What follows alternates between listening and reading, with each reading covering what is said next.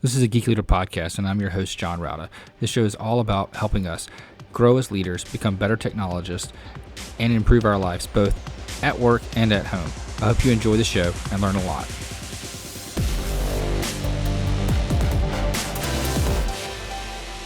Welcome to a Geek Leader podcast. I'm your host, John Rauda. And if you could, please do me a favor and take a moment and leave a rating and review in whatever podcast player you're listening to this on, whether it's Apple Podcasts, Spotify, iHeartRadio, doesn't matter. I would greatly appreciate it. And that feedback really helps get other listeners to the show. Also, if you're not subscribed, go ahead and subscribe so you don't miss an episode. And if you feel so inclined, you can go to geekleader.com/tip and donate to the show. Thanks so much. All right, Geek Leaders, today I'm honored to have Rashidi on the show. She is a former C-suite executive and the author of a book called Your AI Survival Guide. And I just found out today that she's also helping to educate some of us leaders about making that transition from being a individual contributor and a manager into that C-suite role. So we're going to talk about that a little bit too. Anyway, with all that being said, welcome to the show. Thank you. It's great to be here, John. If you don't mind, just tell the audience a little bit about your background and how you got to where you are today in your career. Very, very random. It wasn't one that I had planned the way it actually happened, but I played professional sports. I thought I was going to be an athlete most of my life. What sport? So it was funny, like even that has like a little bit of a story. I played water polo on a guys team in high school because Title IX hadn't kicked in.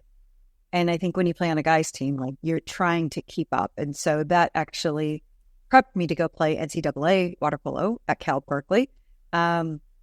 Division I school. And so I thought I was a great high school athlete. And then you get into the collegiate level and like, I was like second string to second string, like fairly mediocre. My sophomore year, I had a talk with my coach, Mo, and I was like, listen, I'm swimming and training 6 hours a day. Like my skin smells like chlorine and I can't get it off of me. But I'm not getting any playtime and I love the sport. Is it even possible? And she's like, listen, love your tenacity, love your work ethic, but you're like 5'3.5" and everyone else is nearly 6 feet. It just physiologically, and it has nothing to do with you. You're just not going to be competitive at this level. Mm-hmm. And so I want to have you on the team, but if you're asking about playtime, it depends on the team we're playing. And so you just got to expect to sit more than you're going to play. So then I was like, okay, what's the point of all this? And I had decided that maybe water polo wasn't in my career. A week later, another coach discovered me and said, what sport do you play? And I said, well, up until a week ago, water polo. She's like, well, have you ever played rugby? And I'm like, what on earth is rugby? And she was like, well, kind of like football without pads. And I was like, wait, what? Why would anyone play that? And first of all, I'm assuming it's a women's team. Like, how are women supposed to play that? She's like, just try out. I have a sense, playing water polo, you'll be a natural.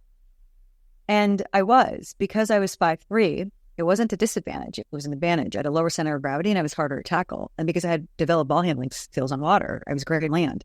And so things just translated over really, really, really well.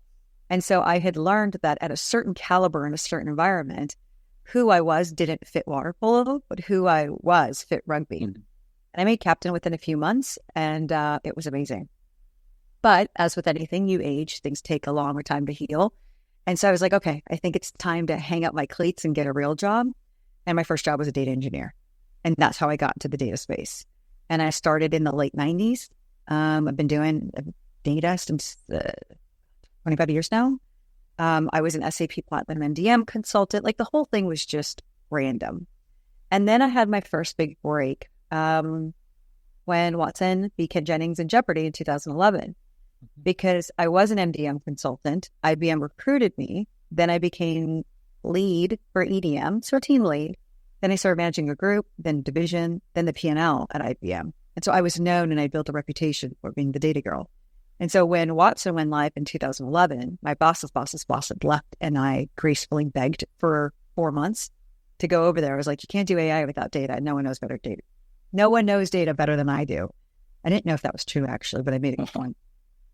And so I went over and that was my job. It's like I did deployments. I established use cases with clients and I was there during the rise and demise and I was there from 2011 to 15. And then from there, what had happened is that Ernst & Young came and recruited me to be a partner within their digital innovation practice. Royal Caribbean was my primary client. And so I was the head partner leading data and AI and digital capabilities there. And I had made the silly recommendation of them hiring a CDO. It was like, we have a team of like 30 to 40 individuals. This is great, but there's like no want to transfer the knowledge to. And once this digital transformation is over, which we estimate to be about 2017, someone's going to have to support and maintain it. And it's going to take you 2 years to build talent because it's Miami. There's no talent in Miami yet. And long story short, 7 months later, they asked me if I was interested in joining their leadership team. And that was actually the pivot from management consulting into industry. And I was their chief data and AI officer in 2016. And then from there, I left. After transformation was done, we were in hypercare.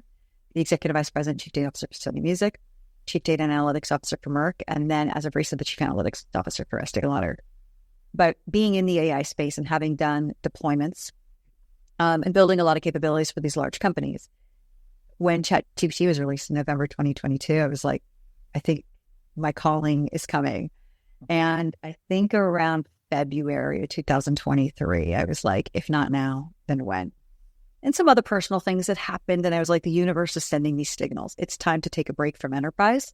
And so I have been independent since June of last year, consulting, advising, wrote the book, did podcasts, going around the world and speaking, and then helping companies who either need to establish their AI capabilities, how to even start, or companies that are in this, what I call perpetual POC purgatory, can't get out of prototyping and push things into production, or they need a second pair of eyes because they paid a lot of money for consultants to come in with a bunch of use cases only to find out that 3/4 of them, they're not even equipped to deploy.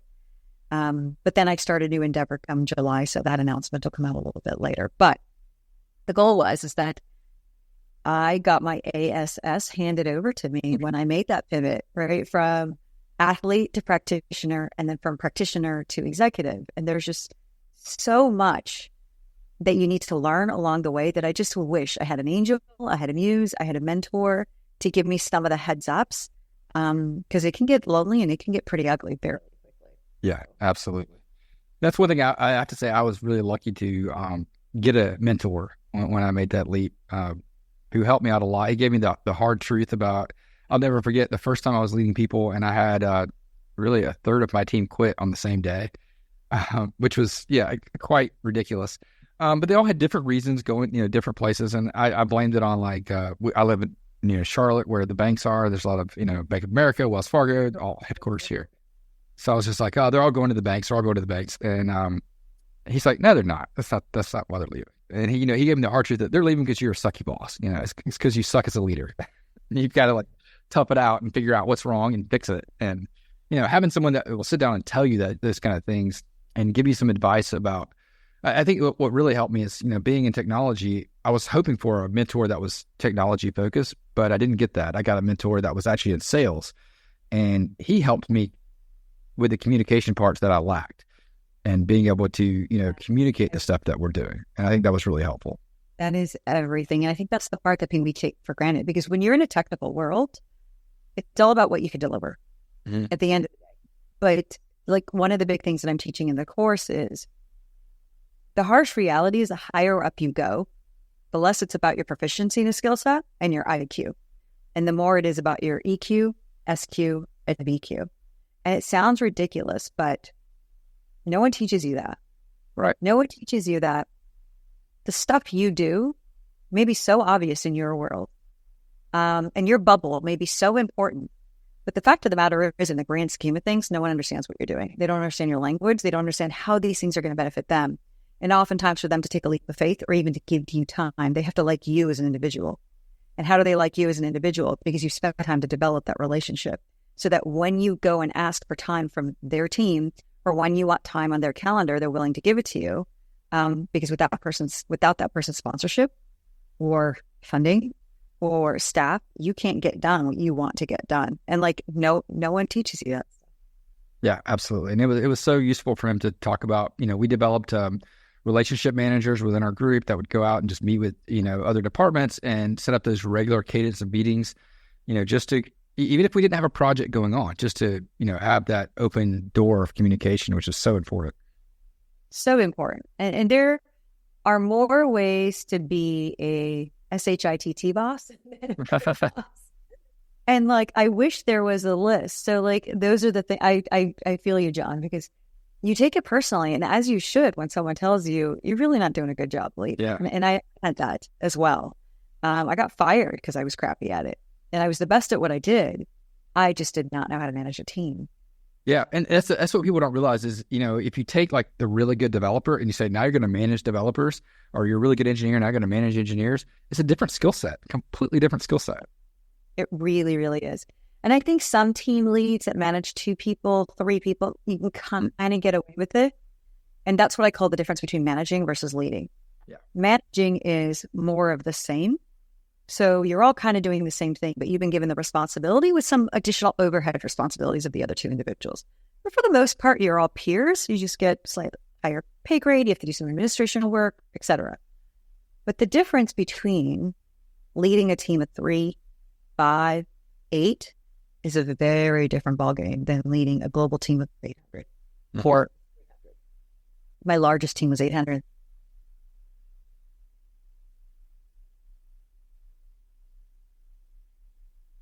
I would talk to everyone, and you're like, wait, I don't have enough hours in my calendar to get to know everyone. So how do I evangelize our new mission? How do I evangelize change and transformation when your own team doesn't know you? And it's not because you don't want to get to know them. It's just too large to get to know them. You're going to spend the next year just doing one-on-ones, like just managing all that, in addition to building the relationships with the C-suite, other C-suite members, your peer, the executive steering committee, the stakeholders, how to ask for money, how to build a vision, how to create a proper strategy that the business can understand on why it is you exist and why you're here, and they have to share the table with you. It's an uphill battle, that's for sure. I was willing to do it though, but I was like maniacally focused on it. But I think some people need just more awareness of what it means to be at that level. Yeah, absolutely. So before we get into some of the details on that and some of the details on your book, I want to ask you, how much do you think sports played a role in your career trajectory? Because I'm a big proponent of sports, and my kids all play sports. My wife played sports. I play sports. It's a big part of our lives. And even this weekend we have a travel ball tournament we have to go to. So we always have stuff going on. But I think sports are really important. How do you think that played a role in your career? My joke with my team and my practitioner sometimes is I had to purposely get tackled in rugby to prepare me for the data world and what it was like, right? I had to get like head chucked and head butted and like gut checked just to prepare me for where I am. Sports, I think in general, is everything for teaching grit, resilience, the feeling of disappointment, but getting back up and trying it again, failing, but not quitting, work ethic. I think it's everything. And I've started my kids young, and my expectations, they're not that they're going to go get a scholarship and be NCAA in any particular school, but that if they're going to try something, they understand they're not going to get it perfect the first time and then to quit. I don't mind you fail. I really mind if you quit. Right. And then you do to lose with grace, sportsmanship, and that there is an element of discipline that gets involved in developing your skill. But then I think unless you played sports, it's really hard to know what it's like to be really, really crappy at something and just work, and you're still crappy at it. Work, and you're not seeing the break, and then you see the break. And then you do it once, and it happens a second time. And then you start building the habit of, I just got to keep working at it until I get better. And the energy I put in is what I'm ultimately going to get out. And like, I think sports just really codifies that. So the expectation isn't to go get a scholarship or a collegiate level, but it's to build that backbone where I think sometimes people lean on more on the wishbone. And I think really does that for you. Yeah, I agree with you. I think that it helps so much when it comes to, like you said, the work ethic piece and learning that, what you put into it is what you'll get out. It also helps with discipline and understanding that, I've got to focus on practice, and, that's one of the things that I was talking to my daughter. She's a pitcher she's in 7th grade and played on the high school softball team, which is great. And then she's like, I don't want to practice pitching. I'm like, well, you'll never be a good pitcher if you don't practice pitching. Like, if you're a pitcher, you got to pitch every day. If you want to play a different position, that's fine. Switch over, play a different position. But, pitching, you've got to pitch every day. If you don't love that, you don't love the practice, then don't do it.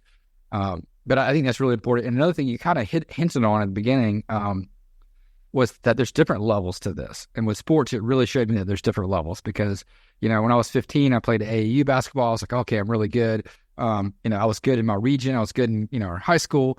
And then I go to college. I think I'm going to walk on this Division I team. And it's like, nope, that's not happening. I made the scout team. That's great, but not, but you're not going to make the D1 team. So you learn that there's different levels. Yeah, join a club where other varsity people join. Oh, okay, these are right people. But that's kind of part of the exposure as well. It's really humbling, right? You're never going to do this. Like, it's so rare to phone in on gift, talent, work ethic, focus, discipline, like just all of it. And I'm not talking about 4 hours a day of practice. Like, all you do is eat, breathe, and visualize this one thing. Like, it's nuts to understand the 1% of the 1% of the 1%. And the business world is kind of like that too, you know? Whether you're a data engineer or you're in QA or software development, mobile development, data scientist, it doesn't matter. If you stay in your own bubble, you're comparing yourself to that bubble. And when you get exposed that you may be big fish in a small pond, that may feel good. That's the bubble. Once you expose yourself to a bigger pond with a variety of things, if you're one to want to like really learn and grow, you realize the caliber of talent that is ultimately in this widened exposure. And you're like, oh, I have nothing. I have nothing on them. And now all of a sudden you're a small fish in a medium-sized pond. And you have 2 choices. You either catch up and you are relentless about personal and professional development so that you can play ball at that level. And then once you catch up, you decide, okay, I'm done. This was enough. I don't need to go higher. I am content here. Or you're like, nope, I think I can do more. And then you're again a small fish in a smaller pond, but the pond is much higher. And then you're like, oh man, I'm the dumbest person in this room. And then you got to start the process from scratch. Like, you have to be a masochist to keep wanting to do that.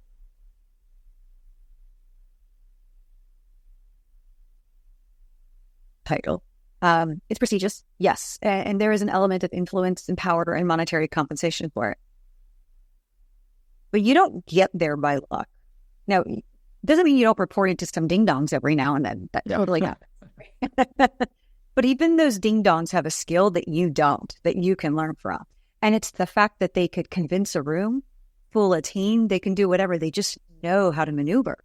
And that's a talent that I don't possess because, quite frankly, it's exhausting for me. It doesn't come natural and I don't enjoy it. I am not a career politician whatsoever. And so it drains me to understand and deal with politics. But some people love it. It's sport for them. So like, even in the ding dong world, like there's still a lot to learn from them of how they manage tension, how they manage conflict, how they kind of wiggle themselves out of a sticky situation. And boy, are some of them so talented at it. I'm like, oh, he's doing it. Like, how are you doing it? It's almost like voodoo. And you're like, okay. Yeah, no, I think that's great. I think it's definitely really important to find what you can learn from those around you. But also, like, when you make that transition, what's your biggest challenge for making that transition from practitioner to executive? I thought I was hired because I was the smartest. Sounds silly, but I was good at my craft. I spent a lot of time being great at my craft. I was respected for my craft. And it was the world of enterprise data management, from governance and quality and et cetera. But that's not why they hired me. And I leaned too much on my competency and proficiency and IQ and not enough learning the business, not enough learning other people's agendas, too much time speaking and not listening. Yeah. So like that was kind of the biggest thing. The second biggest thing was you get validation if you're doing something right as a practitioner. You know, like you definitely hear if you're not doing something right, but you also like, oh, that was a great job. Or, hey, I really like what you did here. And it could be amongst your peers, or it could even be your manager if you've got a good manager who's, you know, patting you on the back because he wants to see more of that type of behavior. But the higher up you go, the less validation you get. Mm-hmm. So whether you're applying something new or something that's an old hat, it will always be new, because in a new environment with new people or a new project, the variables just fundamentally change. You don't get any validation if you're on the right path, or if this is the right strategy, or if you're leading the team well. It's no news is good news until you're called into the office, and then it's bad news. And I think that took some adjustment too, that there isn't someone there just to kind of reaffirm some of the concepts or the strategies that you're putting forward. They're just expecting you to know it. And you're like, well, okay, but I'm new to the company. How is this resonating? I think that's another lesson learned. I think the other one that was big as well is you got to know your shelf life. Like I had to make a judgment call with water polo. Do I want to keep swimming 6 hours a day and be second string to second string? And I hated the concept of failing because I'd worked so hard to get here. This was like my dream. But I had to resign to the fact that I'm just not good enough. And again, I hate the concept of like just quitting. I'd rather lose a match than quit an entire thing that I worked my entire life for. But sometimes the environment doesn't allow you to thrive, even if you're doing everything right. They either want you to acclimate to their culture, and it goes against who you are.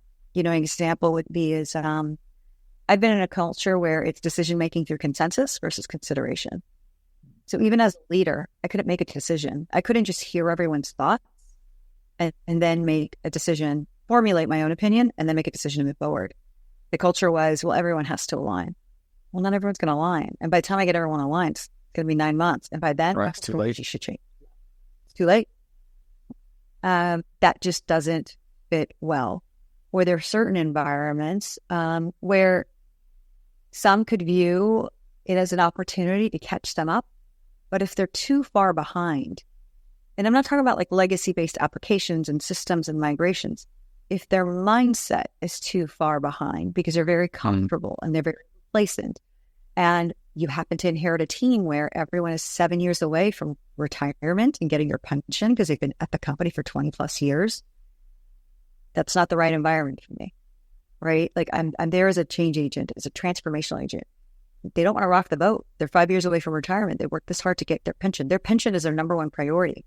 And so they're going to clock in at 9:16 and they're going to clock out at 4:32 and they're not going to do anything more or anything less, just enough so they don't get fired. Yep. Why do you change an environment like that?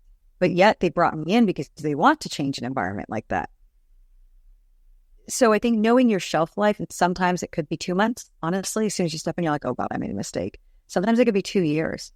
But sometimes you just have to make those risky decisions and like, I can keep banging my head and live a career in this job really frustrated or start the search over again because I know this environment just isn't for me. Like those are, I would say, are the 3-4 things that stood out. Yeah, no, that makes a lot of sense. And I have a friend of mine that he works for a company right now. They're trying to transition. And, you worked at IBM. They're still on IBM mainframes right now. They're trying to transition off of the AS400s of the world into a newer platform. And they've been trying this for literally over 7 years, I think, for this project. But all of their mainframe engineers or COBOL developers, they're all like within 2 years of retirement, 2 or 3 years. And they're not going to make the date because they're just not doing it. They're just, like you said, they're just, they're clocking it in. They put in their time. Done. That's correct. Exactly. Yep. So it's a very difficult situation. I think understanding your shelf life would be a really important thing for him to hear. And here's the other thing, like I've served some really, really great brands, and they're all wonderful in their own way. But I remember as a practitioner, a bad day was when there was a bit of a conflict or tension in a meeting. Mm-hmm. But the higher up you go, every day is conflict and tension. There isn't like the good day is a day that you don't have conflict and tension. Whether it's two managers fighting, whether it's a manager and a person that reports to the manager fighting, whether it's another C-suite executive whose strategy and agenda conflicts with yours and the timeline, but yet you have a dependency on them. There's that. Whether it's too much to do and not enough headcount, and how are you going to like spread your team without killing them, but yet you still have to meet the call of duty. And like every day is problem solving and tension and conflict. And so a good day is when you don't have it. They don't prepare you for that mental toughness either. And so managing your energy levels, I've learned, was the biggest thing because I burned out like big time. So that was another surprise as well. You should expect more tension and conflict, and in good days when there isn't. Whereas as a practitioner, most days are like that. The bad day was when you did have conflict and tension and it weighs on you. Now imagine if you had 20 of those things like juggling in your head every day. Yeah, I think that's one thing people don't realize is I read a book a long time ago. I think it was called The Accidental Creative. and I've talked about it before on the show, and I'm pretty sure that's where I got this from. But in there, they talk about, they use this acronym FATE, and it's focus, attention, time, and energy. And that those are all expendable resources, and you've got to, protect them because you only have a finite amount of focus, attention, time, and energy. And the higher up you go in your career, the more those become valuable, and the more you have to protect them. I love that. I'm actually going to, what was the book that you said it was called? The Accidental Creative. It's by a guy named Todd Henry. He's been on the show a couple times before. He wrote another book called Herding Tigers, which is this leadership book, and a few others. He's mostly focusing on creative work, but really good author. So I want to talk about your book and why you decided, you mentioned that you felt like this was your time and you wanted to step back and get into private consulting, and you decided to write this book. Why did AI Survival Guide kind of become your theme that you're focusing on? It's so funny. I've been so busy doing the work, not writing about it. And so now that I've opened up my eyes, there's a lot of content creators and writers and blog posts and news. And I'm like, well, I have catch up to do. And I'm like, but that's also never really been me. I'm very much, my reputation has been built on getting into the weeds and doing the work.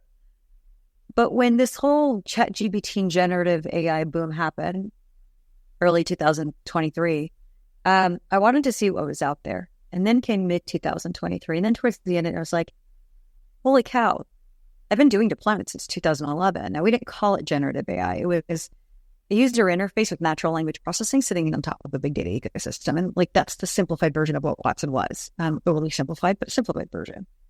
But now we've got this thing called generative AI. And so I was picking up books and articles, and I'm like, well, he or she's an academic. He or she is a researcher. Oh, he or she apparently read so-and-so because it's literally the same concept, but regurgitated and processed in a very different way. And so there was a lot of theories of the benefits and the detriments and how to think about it, and it's transforming the world. But I didn't see a single person who came from the execution side of the world, someone who's done it before. And so the title, yes, your AI survival guide, which is the real, but it's great bees. Bruised elbows and lessons learned from real world deployments comes from all the deployments I've actually done. And so I thought, with the encouragement with a few friends, go do it, go write. And I was like, all right, I've never written before, but let's try it. And it was amazing because I had my conversation with my publisher in November. Wiley signed me. Contract was signed in December. My final draft was submitted February 9th. Wow, that's fast. Fastest. Yeah, they were like, wait, you want us to release when? I want it out April. Because AI fatigue is going to set in. No one's going to be able to parse out fact from fiction. It's a limited time. I'm late to the game. I will hold up my end of the bargain. You need to hold up your end of the bargain. And they're like, if you miss a date, I'm like, you don't know me. Don't worry. I'm just operating at this way, at this level. I will not miss a date. And lo and behold, I submitted it a few days earlier than they needed it because I wanted it in hard copy. I didn't want just soft copy. But a lot of it was already here. And literally a lot of it was having to go through my postmortem notes from all the projects I've deployed. Here's what went wrong. Here are the lessons learned. Here's how to reapply it. Here's what not to reapply in these situations. And I do that for every single capability, solution, product, project, program, you name it. So I just had to go through and summarize everything I've ever written into this book. I would say that writing it was the easiest part. I woke up every morning at 4. I was behind my laptop from 4:30 to 8:30, 7 days a week. I did not skip a beat. Editing it was harder than writing it. So knowing what should stay versus maybe irrelevant. And then I would say marketing was the hardest part because I'm not a natural. I don't like selling. I like showing up and talking about something I love, but I don't like selling and marketing. And so that was very, very unnatural for me. But I'm very lucky. The reviews have been great. It hit bestseller. It's more than I could have asked for. But gosh darn it, I put a lot of work into the thing. And so, yeah. Yeah, I think that's great. I agree with you. When you hear about people that love something, being able to write it and put it all down there is it feels good. But having to cut things out and then trying to sell it is always the difficult part, I think. Oh, totally. And this goes with how many founders do we know that started a company that had a great idea, built a great product, and it never commercialized? Sales and marketing. Or how many individuals do we know that have a phenomenal concept, great researchers or great practitioners? They know their area really well, can't communicate to sell what it is that they're doing and why it creates value for the business. So there's an art to sales and marketing for sure. And those of us that are in the technical field who've just loved what we've done in terms of building, we never exercised those muscles. So for me, when I had to start transitioning and I wanted to transition, I knew I couldn't do one without the other. But I don't think others have been forced to do the same. And I think that's why sometimes we struggle in the field. Yeah. That's why Wozniak needed jobs. You had to have the other side to be successful. Yeah. So let's talk a little bit about what's in your book and a little bit about some of the things that could help, leaders that are maybe in a company where AI is something that they're not experiencing, that they maybe use ChatGPT, maybe they have, Midjourney for some images that they're putting on their website or something like that, but they're not really using it at scale. They're not using it properly. Maybe they just, they heard about Microsoft Copilot, but don't even know, how to implement that or what that is. Should they have policies around these things? What should they be thinking about and working towards? So there's a few things. I would say some key highlights. There is a lot of snake oil out there. There's a lot of things that are being called AI that isn't AI. How can you even tell the difference? Right. So that embedded intelligence. So there's an element of education. The second is everyone talks about an AI strategy. I view AI as a product of data. So a byproduct of your data strategy. But if you want to even develop an AI strategy, what's the best way of going around it? Because I firmly believe in the art of the possible and setting these long stretch goals, but grounded in the art of the practical. And so there's 5 strategies that I outline when it comes to artificial intelligence, right? There's effectiveness, there's efficiency, there's productivity, there's growth-based, and there's knowledge-based. Not all companies are able to do all 5. Mm-hmm. Because a lot of it has to do with internal maturity as well. So you may have tools and systems, but if you have crappy processes, you're still going to be restricted, right? That's just, you can't automate something if there is no process to automate. And so then you actually have to go into business process optimization, or quite frankly, email and Slack or email and Teams is not a business process. That's like sneakernet, not internet. Right. So sometimes you have to go through and actually define the business process and then figure out if you want to automate it. But the intent is there's a series of questions and an assessment you can take around your data, your infrastructure, your talent, your direction, et cetera. And it'll tell you which strategy is most suited for your organization based on where you are today and aspirations you have in the next 6 months. And the goal is to bend the organization towards this advent, but not break the organization and add another strategic priority on the pile that the team just can't meet and they're already overwhelmed with. So how do you pick a strategy? The other one is use case selection. This is oftentimes where I'm brought in, because a lot of people get into perpetual POC purgatory is what I call it. They pick a use case that could easily be managed in prototype mode. It has no chance in heck of actually living in production mode. So how do you pick use cases? And a lot of people use business value as the primary marker. And I'm like, don't use business value when you're use cases. It gets you in trouble. And so there's a framework that I provide around measuring criticality versus complexity. And how to weigh each one so you can determine which use case to select that will provide value, but you also have an opportunity to actually deploy into production. And so there's a chapter on that. And then there's actually sections of how do you about solutioning and design, and how do you pick your team and who to work with, and the gotchas and things like that. Would that be like starting with the low-hanging fruit, trying to do like the easier deployments, or is it just a little bit more complex than that? Yeah, so like criticality has 5 questions. One of the 5 is the business value, because right now, business value is a tricky thing. It's very subjective, because what's business value to manufacturing doesn't mean it's more or less important than business value to head of supply chain. Doesn't mean it's more or less than to business value for the president who's selling the product, because one may be responsible for top line growth, but if there isn't enough supply to meet the demand, you're going to get stuck anyway. And if there isn't enough quality, or plant lines are down and you can't even manufacture once you even have the bill of materials, the raw materials, that whole value chain fundamentally is stuck, and you won't regardless of where you are. So you can't determine, 32% efficiency in manufacturing is better than, 30% productivity within supply chain, which is better than 4% top line growth. It doesn't work, especially with AI. It's a lot more complicated. So the goal is to pick the use case that's highly critical, with the least amount of obstacles, which I name complexity, as the ones to tap into. Because while you're developing your muscles and building internal capabilities, you have a higher chance of success with this use case versus the other one. And so it's being honest about where you are as an organization and asking those questions. So the framework is outlined, the questions to ask, how to grade things, and there's even an example there. So it's real gritty how-to stuff versus theory of, ethics and biasness are real concerns for artificial, yeah, thanks. There's even a section on 10 industries and 10 functions. And I outlined 3 use cases that are in production now for 10 industries and 10 functions. So 30 use cases across 10 industries, 30 use cases across 10 functions. So you've got 60 examples of stuff that's out in the market. And the intention is you may have read articles that says in your space only this is apropos. The fact is the world's a lot larger and there's a lot of stuff being deployed and it's amazing to see it. So maybe those use cases will give you some inspiration.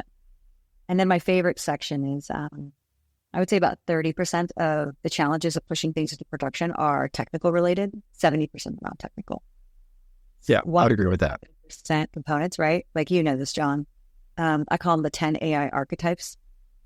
The naysayer, the know-it-all, the cheerleader, the curmudgeon, the quiet doer. Like, not all of us are blessed that we get to build a team from scratch to meet this new initiative head on. Some of us are in enterprises and we work everything cross-functionally. Some of us inherit a team, and not everyone has the same style and the same motivation. So how do you deal with all these personality types, and when do you use them in the process to get the most out of them? No, I think that's really good. And what you mentioned about how 70% are non-technical issues, there's so many of them that I see are just people issues, that are just, either fear-based or, we don't want to change or, our customers aren't going to like this and things like that. Yep. There's a chapter on that. I think that's great. So who should be picking up this book? Like who in the business, should be going after this right now?